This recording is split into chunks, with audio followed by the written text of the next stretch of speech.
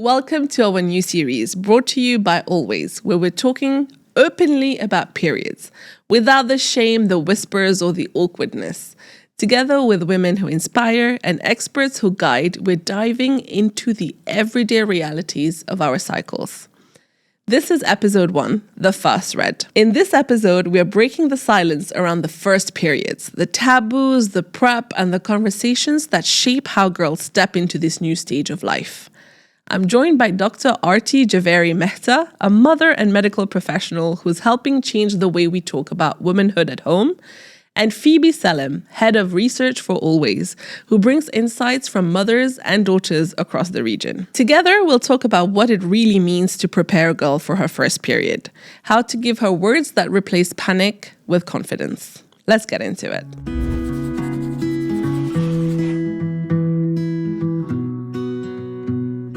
Hello, ladies. How's everyone doing? Good, thank you. Thanks for having us. All good. Very happy to be here. I'm very excited for this conversation. We're kickstarting this series where we'll be talking about the first red. And both of you, first of all, I'm very surprised. Both of them are mothers and they have young daughters. And we are here to see about how our experiences were and how now we can make it better for the next generation. So Phoebe, I'll start with you. You grew up in Egypt. Yeah. How was your first period time? Tell us about it. So I got it when I was about 11 years old. Okay. I remember it was a big family gathering. Oh, wow. And then I had it. My mom didn't prepare me at that time. So I was like, what's happening? What's that? And then when I told her, she called me very, very, very, in a very good way. Actually, she held my hand and I recalled the moment. And she told me, don't be scared. It's normal. It's a healthy sign. You're growing and your body is functioning well. Mm-hmm. And she taught me everything, how to deal with the period, etc. I still recall the moment. Oh, that's so nice. So it was a pleasant experience for you. It was a pleasant experience. Very pleasant. But just, you were not prepared when it happened. I was not prepared. So okay. I think this is the one thing that I'm always eager to tell everyone, please prepare your kids, your daughters, to make sure that they have a pleasant and not a scary one. And this is what we're going to talk about today. But Aarti, how was yours? You grew up in Belgium, you said? I grew up in Belgium, but very much from kind of a South Asian family. We had my dad around a lot. So the first day I got mine, I was also probably around 11, 12. We weren't prepared for it. I wasn't prepared for it. All he did was hand me a box of chocolates and a pad, and that was it. We just didn't have a conversation after that, and it was something that happened every month. And I think similar to like the way we dealt, or that our families dealt with it back then. We didn't have conversations around it. So I very much didn't get the, what's happening to your body and this is healthy. It was kind of just something I went through every month. Oh, wow. But who taught you how to use the pad? My dad. Oh, wow. Bless. Yeah. That's a good dad, though. You read the packets and you can figure it out. Yeah. And it's great. I mean, the box of chocolates would be there every month, which was fantastic. But I think they probably didn't have the awareness, right? He probably didn't have the awareness or the education, so he just wasn't sure how to deal with it. He did his best, right? He did his best, of course. For me, I got my period at 16. It was very late. Yeah. But again, nobody ever told me what it was. You never know what to expect. Yeah. And then when it happens, you're like, oh, that's it. And I've been telling everyone this story, but for me, when I opened the pad, I didn't know that you're meant to peel off the plastic. And I put it like this and I was like, it's moving a lot. Okay, I guess that's how it's meant to be. But again, it's that innocence, right? Yeah. Girls are so young at that age. They have no idea what's going on and we're all underprepared. Yes. Now, both of you have a daughter, similar age, 9 years old each, right? So you've already had that conversation. Yeah. When did you decide when was the right time to have the conversation? So I started seeing her getting bigger, getting older. There is a lot of changes, psychological as well. So one day up, one day down, upset a lot of things. So I figured that the hormonal thing started. So I said, let me start it. But she started first. So she came to me and she told me, Mommy, what's period? And I was like, I wanted to start first. Why she asked me? I'm doing all the research and I'm preparing everything, but it just came to me and what's period. And I was very happy that she came to me first because we have this open conversation to get me and her and everything. So when she asked me what's a period, I told her, let us talk about it. I prepared a lot of stuff for her. I had some videos. I had some printouts that we use already in our company for the POMI girls in the school program. And I hold her hand, as my mom did. I was trying to be very gentle, smiling, having an eye contact with her. That was very important. And then I started explaining the way that it really fits her age, because she's still 9 years old, and you're explaining that there will be blood out of your body. So like, wait, what are you saying? Yeah, that's panic immediately. Yeah, exactly. So I was trying not to make her panic. And again, I was reassuring her that this is healthy, this is good, this is preparing your body for more of things to have. So yeah, that was the conversation. Wow. And how did she leave the conversation? Do you feel like she felt good? She felt good because she didn't experience it yet. I think the blood part was the scariest part. But then I told her, you know what? Because she asked me, so we're gonna wear a diaper? This is yeah, that's the right question. It's a good question. It was out of a curiosity. So I unfolded the pad for her. This is how it looks. This is how you use it. I was like, okay, wow. Don't be worried. Everything will be secured. You'll not leak or anything. And then, there were a couple of questions. That what happened if I got it in class? What if it's a boy teacher around me? Yeah. There was a lot of questions. It sparked a lot of questions, actually, that I didn't see it coming. So I think I was prepared enough to answer those. But I think the biggest one, it's when she actually have it. Of course. What will happen? Then there will be more questions coming your way. Probably a process that unfolds and unravels itself, right? Over a period of time. Yeah. I just tried not to be like tensioning and embarrassing, like be like this. And when I talked to her about the body changes, I feel like she was starting doing this. No, don't do this. Do this. You're a woman. This is your first milestone to womanhood. I'm a woman. And she asked me, Mommy, you have your period? Yes, I have my period every month. It's a reminder that we are healthy. So, yeah. We'll see how it will go. Yeah, we'll find out. Yeah, we'll find out. And what about you, Aarti? Have you already had the conversation? No, I haven't. And I was just telling her that, you know, I think it really depends from child to child when the right time is to have a conversation. And as a mom, I definitely know the changes are now starting. But my daughter is a little bit more petite, hasn't really built yet. You know, she's not kind of grown in that sense yet. But as a healthcare professional, we kind of know what those first signs of puberty are, right? So they start many years before kind of you get your period. And as early as kind of age 7, 8. That's when the hormones actually start changing. So for me, I know, and it's so early. Young. That's when they start, and you probably see it, those subtle signs, right? Like mood starts changing, swings, like you said. Suddenly they have these outbursts of like, and you're just like, what just happened? Yeah, exactly. So we haven't had the conversation, but I definitely think it's something that's going to be coming in the next kind of few months. And how are you planning to approach it? I think, you know, very much kind of stating it as it is. Like over the next few years, you're going to go through these massive changes. Exactly what you said, you know, tell her that it is blood. You may not necessarily feel comfortable in your body all the time. There are going to be massive physical changes that are happening and, you know, name those changes, talk about those changes, and kind of allow them to realize that I'm here to be there with you, to answer those questions with you, to go through these times with you. Because whether we like it or not, it can be a very isolating process. We know every woman goes through it, but I think it can be an isolating process. No, absolutely. I think that's the one thing that we're trying to address here is that we all go through it. We all experience the same thing. But as you said, it's so isolating. I feel like we don't share with each other. I saw this reel and it made me think the other day. This girl was saying she has very heavy period and the way she puts her pads is into a triangle. And I was like, well, how? I was like, I kept trying to picture how does the triangle work? You do it like this as well, perpendicular. Right. And someone in the comment section, it was crazy. People were like, I do a U, you know, one after the other. And I was like, but we don't talk about it. And this is where you probably need to talk about it, because we need to understand what's normal and what's not, right? What's if the you right are way? having to layer your pads, that's not normal. See a healthcare professional. Or you need to find out the right path for you. Exactly. Maybe you don't know. And I think this is something also that what's right for me, what's the best fit for me, which one I need to buy, which one it's comfortable for my body and for my flow. I think this is a lot of education around this as well. Absolutely, because I think even as a healthcare professional, you know that we just assume that period pain, cramps, having heavy flow, it's okay. Yeah. You don't need to go to the doctors for that. But what advice do you have for women in terms of like how to take care of their health? Every woman remembers that moment when her period caught her off guard. Maybe it was at school, maybe during training, or even in the middle of an important day. What we all share is also that feeling we call period ache, that damp, sticky distraction that pulls you out of the moment. Always has been a trusted ally for girls for years now, helping us feel protected when we need it the most.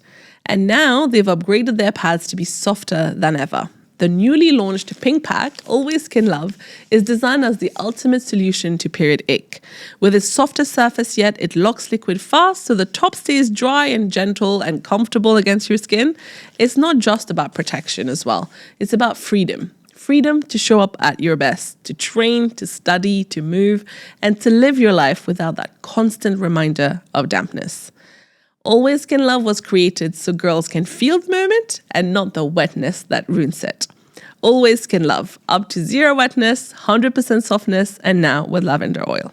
So I think number one is know what's normal for you. You know, when your daughter does start her period, they may not necessarily be every month on the dot. They will have that bit of time that it takes for them to kind of find their regular cycle. Understand what's normal. You know, changing your pad every 1 hour because you're bleeding, passing heavy clots, having prolonged periods, having intense pain that's causing her not to go to school. All of these things aren't normal. You know, you definitely need to see your healthcare professional in that case, and also empower her to understand, have that check-in with herself, you know, to help her understand, is it really affecting you? You know, on a scale of 1 to 10, tell me how bad it is today. Does it warrant medical attention? I think also getting your daughter to be empowered in that sense and speak to you about those changes really helps.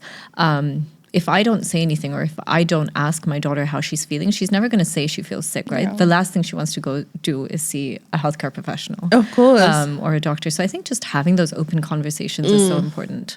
Absolutely. I think that's why, because starting to talk about the period and making her feel safe and that she's open up to talk to you, this is very important. That every time she feels anything, as you're saying, anything that's different or anything that's heavy on her, she runs to you and comes. And Yeah, we have some girls who kind of have come to us in clinic when they're in their 20s and 30s, and they say, I was just told this was normal. This is what every girls go through. Yeah. And we find a diagnosis of endometriosis or fibroids or, you know, with irregular periods, PCOS. So I think it's just about kind of finding that and getting that diagnosis early as well. Yeah. Absolutely. And Phoebe, you also, as part of your job, you do a lot of research, and you must have heard from a lot of young women and girls about their period. What comes out most often in terms of the hardest part of the period? A lot of things, but but I think it's all rooted into the confusion. So confusion from the girls, like what's happening inside me, what's happening inside my body, what's right for me, what's the right pad for me, how to put it, as you're saying, put it like that, even like put it like this or like this. The very simple basic things. So the confusion is the big part, and the confusion by the women as well, by the moms. So exactly what to tell my girl and when, and what is the right narration, and like throw it like this and run, or what exactly to say. So I think the confusion is the most important, the hardest part that they say. And then loneliness can come after this, shame can come after this, and anxiety, not being present during the period itself. So a lot of times we hear the young girls like, I'm in the class, I'm attending the class, and then I feel this wetness. Khalas. Yeah. I'm not there. Yeah, you're gone. I cannot follow anything. Yeah. I cannot follow. Or not even in the class. Even if I'm in a conversation with my friend and I felt this, I cannot follow the conversation. Yeah. I'm not present. So imagine that your period will hold you back of being present, just present.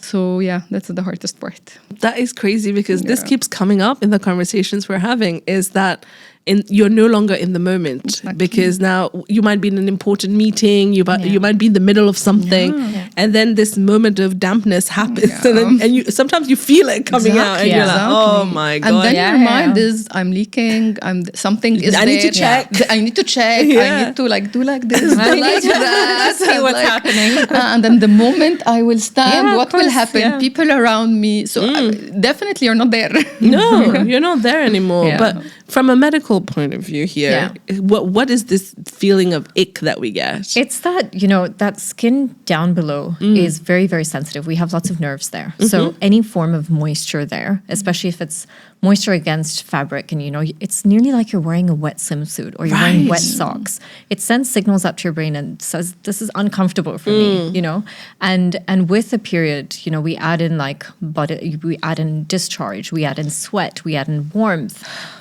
It's just not a comfortable feeling to have. So I think we talk about period ick. It's not a medical term. It's a very colloquial way of kind of saying that kind of, that feeling of kind of ew that happens around your period. And I really wish we changed that. I kind of wish we changed that to these are normal feelings that are happening. Right. It's the way your body is working. But definitely kind of, changing, getting dry straight away is what your body wants at that point in time. Yeah, but even that, is there like a right way of how often are you meant to change your pad? Because that question comes up a lot. At least a few times, like every 3 to 4 hours is usually what we say. So if you are changing it every 1 or 2 hours, there could be something that's a bit off. So make sure you also don't want to keep it there too long, because that's when the moisture really does get trapped in. And that causes chafing and, that irritation and all of that we don't want. Of course. Yeah. And from the point of view of you and your company, you're also working on designing better materials. So what goes on there to make this feeling of dampness go away? So as you were saying, this wetness, dampness and the skin irritation, I think every and each tension, this is how we call it, that women are facing, we're trying to solve for it. So in our pads, we ensure that we have the softest top sheet, and it's across the portfolio of our brand, to make sure that whenever she's walking or sitting, this friction doesn't cause any irritation. And it's dermatology and clinically tested to make sure that everything is safe. The second thing, which was brilliant actually, was the technology of the fast absorption, so that once there is a flow, it will lock it inside the core. Inside like the core of the pad, and then it will absorb all the wetness, so you will definitely not feel any wetness and only feel the moment. Oh, amazing. Yeah. Wow. The third thing, which is I think uniquely also in our pads, is how it fits to your body. So you don't feel this sturdy thing that it's not moving with you while you're moving, because like you don't stand still or sit still this 5 days. You move, you go, you run, you do everything. So it's flexible and comforts to your body whenever you are moving, to make it more comfortable and more flexible during your routine. That's very cool. It must be nice to work in a company where you're producing something that's helping women, and you guys get to try it. Yes, exactly. Exactly. Actually, before I knew. It's really very helpful, and it's really this moment when you get the consumer tension or the women tension and what she's looking for, and then you go back and you work on it and you want to transform it into an action or a strategy, and then you're solving, and then you see like it's really meeting her needs.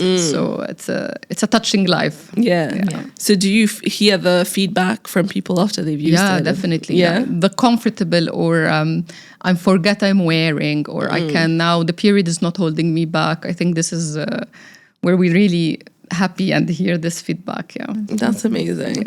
But now if I wanted to go back to that conversation, having conversations with tweens, that's what they're called, right? Younger teenagers. Tweens. They're called tweens. What do you think is the right language? Because as you were saying, blood can be scary. Mentioning a lot of the biological things and like medical terms can also be scary. What do you think, especially you're a mom and also a medical professional, how do you balance that? I think you have to make it simple and straightforward and use examples that work well for them. Like I sometimes, and I've told my son this for some reason, but I tell him about changes in hormones, and I'm like, hormones are basically, and I tell my daughter this as well, hormones are basically messengers around your body. body. And they do so many things, and they basically provide signals to different parts of your body. That's the same thing that happens when you hit puberty or when you're getting your period, is that a kind of small lining is developing around, the uterus, or you can just say down below. And when you don't need that lining, it sheds off as a period. And you keep it very direct and very simple. And I always think it's really important to make it relatable, but also not very long. Because if you try and load them with half an hour discussion at that point in time, they're not going to get anything out of it. But if you kind of give them bits and pieces of information interspersed in their week or in their day or in their month or over the years, it's probably going to have a lot more impact. So I think naming them, making it relatable, using examples that they can relate to, makes it empowering. Of course. Do you want to add anything to this? I think really like the naming thing, because we grew up all like, period. Yeah. Give me a pad. You have a pad. Do you have something? Exactly. Sorry, I got my bit. No one needs. No, it's fine. It's natural. It's our body. It's our body growing. It's our body healthy. So naming them with the names, with the right names, without feeling the embarrassment or the shame or like something to be hidden, I think this is very important. And again, the way and my body language and my tone when I'm explaining to my kid, if I'm confident, if I'm like self-confident for me as a woman, I think my energy will be mirrored to her. So I really need to have this as a confident, as a mom, to tell my daughter what's happening there. Yeah. I think you set the pace and you set the tone, right? Exactly. Or whatever the way, especially as a mom. That's we all follow our moms. So 100%. That's the best way. But even thinking about today, I was just discussing this earlier. When we go to the bathroom and you have to take your pad with you, people take a whole bag with them just so you don't have to show the pad is just cover it up. Find a way to cover it up. And I think it's still very hush-hush, even though it's 2025. We're openly talking about this, and I think brands are doing a great job at opening the conversation. But what else can we do as women and you have a podcast, you're in the public eye as well, you're in the corporate world. How can we make it into a more an environment where everyone feels comfortable to talk about their period, and we don't have this, I'm on my period thing. It's more like very openly. What can we all do in our day-to-day lives? So us as a company, we do with our programs, we go to schools and we talk to girls about periods. So we go to year 5 and 6 in every school. And we teach them about the period, and again, the same narration, that's something very healthy, that's something okay to have it, don't feel embarrassed. We educate them on the pads, on how to use it in the morning, in the night, especially in night, because you turn and twist and everything. We explain everything to them. So I think having the conversation in the school, when they know that everyone is around and they are having this session, I think this is normalizing that we as girls are being educated about our body, about our period. So I think this was a really a good step that we had. Okay. And I think for me, the conversations are, obviously this, but where you speak and you have that conversation with your daughter, but more so with a household, because that's where the change will happen. Exactly. Right? Is I want, my husband to be able to speak about it. I want my son to be able to speak about it. I want them to be able to support her when she does get it. If she tells her brother to go get a pad, he's going to go get that pad without being shy, because that's going to teach him how to treat his partner in the future. Right. Yeah. So I think it's about those conversations and about the normalcy at home, which in a South Asian family is not very easy. It's not easy at all, especially when you're living across generations. But if you make those conscious kind of decisions to start at some place, at least that change will kind of trickle through the house.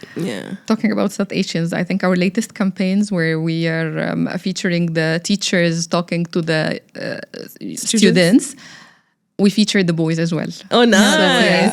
So that the boys are attending the same, and there was a song and everything. So I think that was also a step, you're saying, normalizing, and everything is like normal. No, and I like how you mentioned culture. I think because South Asian culture, for sure, we have the same things. But even I think the Arab culture, there is so much taboo around it. But I feel like this is so ingrained and so intergenerational. I don't even know. How are you approaching it? I will ask both of you, but how are you approaching it in your household? How are you changing some of the taboos around this? I think having the conversation. Just doing it. Yeah, just doing it. I think if you overthink it and you think, should I not? It's just going to be something you'll be stuck in.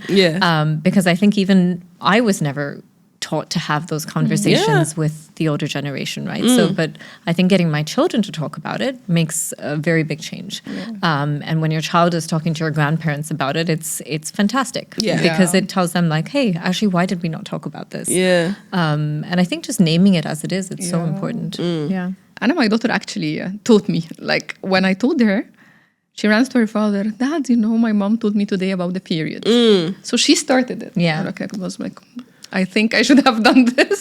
That like to bring him again to the conversation. That it's a normal conversation. So I think the younger generation are normalizing in themselves. Good. And we need to help them to build this skill. 100%. I think we get too ingrained into things without realizing, why are we doing this? Why are we not doing this? And I see kids are so innocent. Like she will just go because I think that's a compliment to you because she realized that this is a normal thing. I can talk to anybody about it.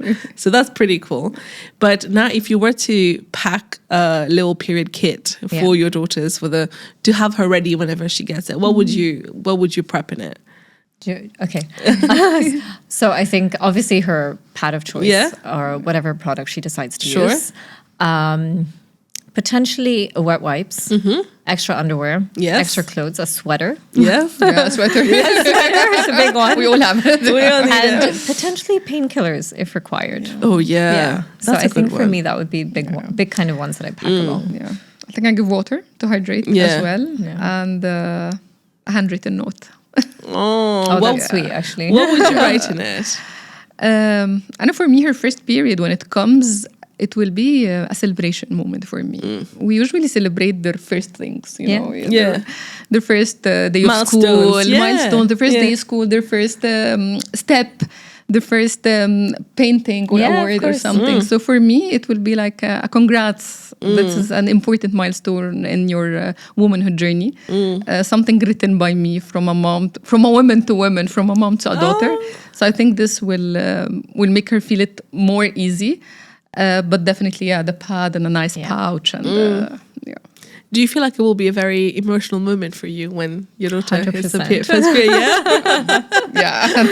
I feel like any moment right now is just, like even if they go to school first day without saying bye to me, it's a big emotional moment. I'm like, what? There is no looking back this year. Oh my God. Does it feel like they grew up fast? Yeah, 100%. Because both of you, your first kids are 9, right? They grew up fast. The 9 years went by quickly. Really, really fast. Very quickly. Oh my God, really? Yeah, very quickly. Yeah, they always say that the younger ages are where it flies past, right? So that's why enjoy it as much as you can. But what advice do you have for other young mothers who might be way earlier than you in their stages of motherhood and who have daughters coming up? How can they prepare themselves better for this? I would say rather than just focusing on the period, think about yourself and how you feel about yourself. Whether it's body image, whether it's the kind of psychological changes that happen, hormonal changes, but the more self-certain you are, the more self-certain your daughter is going to be. So making sure that you're very much, obviously the education and all of that is important, but the more you can kind of show her what it's like to be an empowered woman, the more she's going to be an empowered woman. Yeah. I love that. I love that. Yeah. What about you, Phoebe? Pretty much the same, but I think during the moment of conversation, be empowered. Don't make her don't feel the sympathy like, okay, sorry, they're getting your period. No, make her feel confident. Make her feel safe. Make her feel healthy. It's a healthy. It's a monthly reminder that my body is working in a healthy way. So let her feel all these beautiful feelings, and don't leave the conversation without empowering her and making her feel confident that it's not a disease. It's not something wrong. Your body is working beautifully. You're growing beautifully. So yeah. Yeah, that's I love that. I mean, now that I have 2 young mothers in front of me, I'm going to ask, outside of period in general, in today's world, how are you raising daughters that are confident and are ready to face this world out there? It feels scary. It's scary. Do we have an answer? The best we know. How are you doing it? Do your best. I think just trust every day. Keep speaking to them. Yeah, keep Open speaking conversation, to them. Definitely right? keep the conversation Yeah. open. Yeah. Honestly, I'm learning. I think I'm learning every day because I think the world that they're growing up in is very different from the world that we grew up in. The norms have changed. Everything has changed. Learn with them, speak to them, and grow with them. Yeah. Wow. What about you?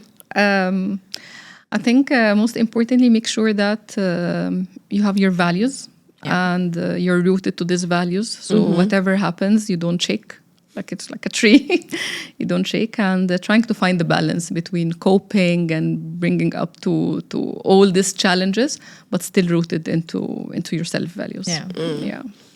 And I guess one of our parting messages, what would you wish for young girls to know about their bodies and have a healthy relationship with their bodies? Know that your bodies are strong and resilient. They can do a lot. They're very kind of forgiving, but you also need to know where your boundaries are. That's very important. Yeah. What about you, Phoebe? Believe in your organs, yeah. Yeah? They are capable of doing a lot. And love yourself. Love your body. Love your organs. Like, love yours. Sometimes, like, I hate my body. I hate my period. I hate my uterus. I hate what's happening. Especially for other women, beside the period when they have the fertility or infertility issues. Right. Yeah, they reach a position like they really hate their body organs. So, no. Love it and have respect to your organs and believe in them. That's such an important point. I feel like even me sometimes I resent when I get my period because it's uncomfortable, it's inconvenient. Yeah. For me, somehow, every time I have to fly, my period happens just on that day. And I was like, you just love flying with me. And I don't like this. But I feel like it's so important to reframe that, right? To think of it like this is a sign of health. And to also tell them, like, you will not feel the same throughout the month. I wish someone told me this, by the way, like 20 years ago. Like, my productivity is not the same throughout the month. Exactly. I don't feel like getting out throughout the month. I don't want to do, like, conversations like this all month round. And I think knowing that and understanding when it's happening, when you're feeling up to it, when you're not feeling up to it is so important. And then providing them with strategies to be able to still deal with it, right? Because we still have to get on with life. But Yeah, life has not been designed yet for women. We still need to get on with it. When you mention productivity, is such an important point because at work we're expected to bring our best selves every day. Yeah. That's not always possible because of our hormones and stuff. So until the world gets ready, I guess. And even cravings, your sleep. Like, right. Teenage adolescent girls need more sleep. Like, it's a known fact their sleep requirements go up a little bit. We, as parents as well, sometimes we're like, why are they sleeping so long? Like, how can they still be in bed at midday? Like, I think just normalizing that and understanding that those changes happen is important. I did not know that. Yeah. Yeah. I mean, that explains why I always sleep. I'm a teenager too. But ladies, thank you so much. I feel like there's so much more for us to unpack here, but thank you for opening up and for giving such valuable advice to all the young mothers watching us. We have a little thank you for you with a little surprise in it.